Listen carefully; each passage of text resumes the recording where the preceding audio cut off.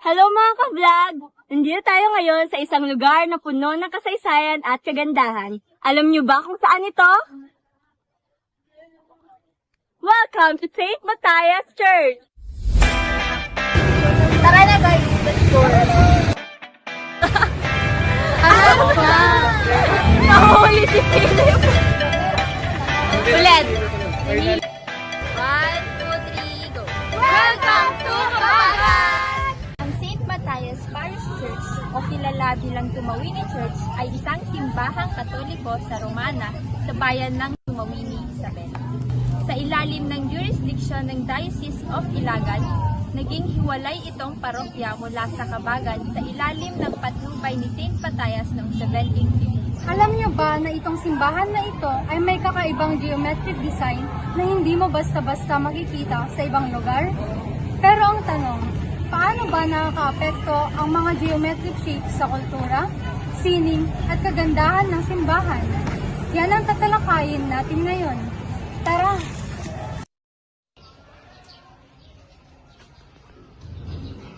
Well, ang geometric patterns na makikita sa simbahang ito ay may mga malalalim na kahulugan at hindi lamang basta-basta dekorasyon. Lahat ng hugis, lahat ng linya katulad nito ay may mga meaning. Exactly!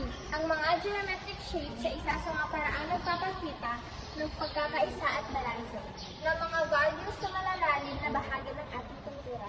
Kung titingnan natin, yung mga hugis na kwadro, krus at spirals, lahat yan may simbolismo. Ngayon, pag-usapan natin kung paano ang mga geometric design dito ay nakakatulong sa sining. Ang mga bawat pattern na nakikita nyo ay gawa ng skilled artisan na nagbibigay halaga sa mga detalye at sining.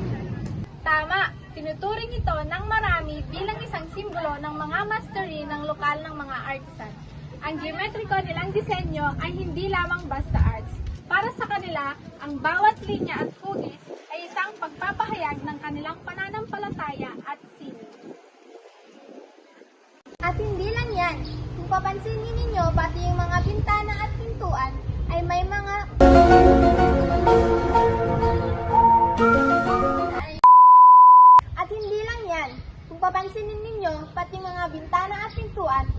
kanya-kanyang geometric patterns.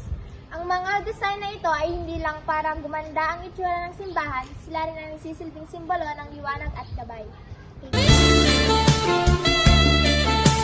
Para ang geometric shapes dito, lalo na yung mga windows, ay nagpapakita ng connection natin sa Diyos. Ang mga rays ng araw, matagos mula sa mga bintana, ay nagsasabing tayo ay may gabay mula sa taas.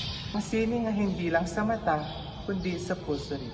At syempre, hindi lang sa sining at kultura nakakatulong ang mga geometric designs, kundi pati na rin sa kabuoang disenyo ng simbahan. Makikita mo ang mga hugis at linya ay nagdadala ng balance at harmony sa loob ng simbahan. Yes, Mean.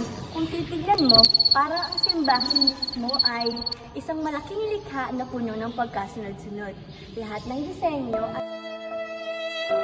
ay parang nagsasabi na, Hoy!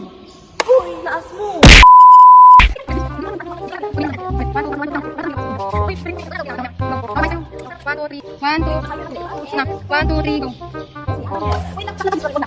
One eternity later. Yes, Mean. Kung titignan mo, parang ang simbahan mismo ay isang malaking likha na puno ng pagkasunod-sunod. Lahat ng disenyo ay parang nagsasabi na may lugar ang bawat isa sa buhay natin.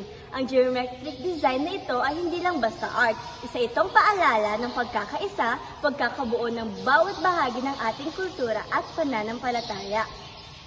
At kung tatanungin nyo kami mga ka-vlog, ang St. Matthias Church ay isang perfect na halimbawa ng kung paano ang sining at disenyo ay may malalim na koneksyon sa ating kultura, pananampalataya at kagandahan.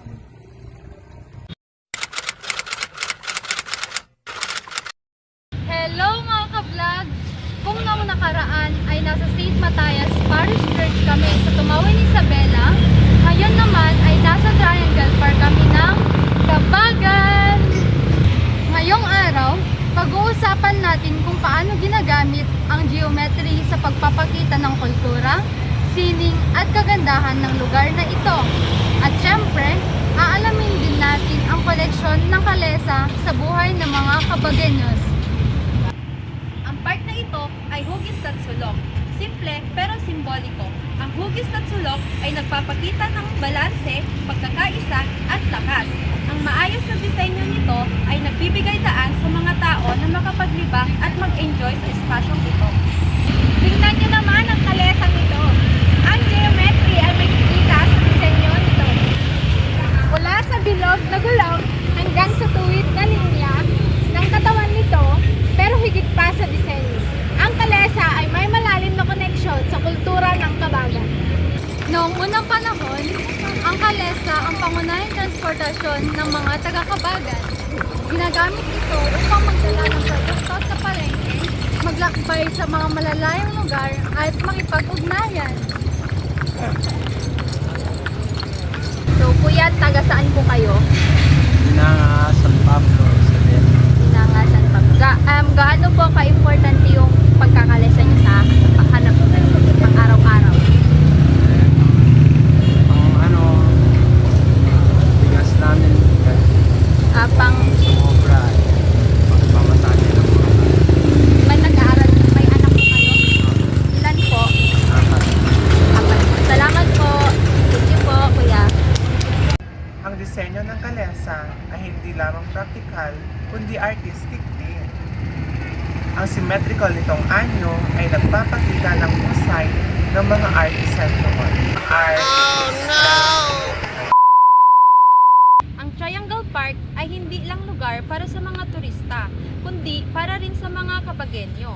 Ang tamang pagsasaayos ng mga pathways, halaman at sa mga kalesa mismo ay nagpapakita ng balanse at harmony, mga prinsipyong mula rin sa geometry. Kaya masasabi natin na ang geometry ay hindi lang tungkol sa mga hugis. Ito ay bahagi ng ating kultura, sining at pang-araw-araw na buhay.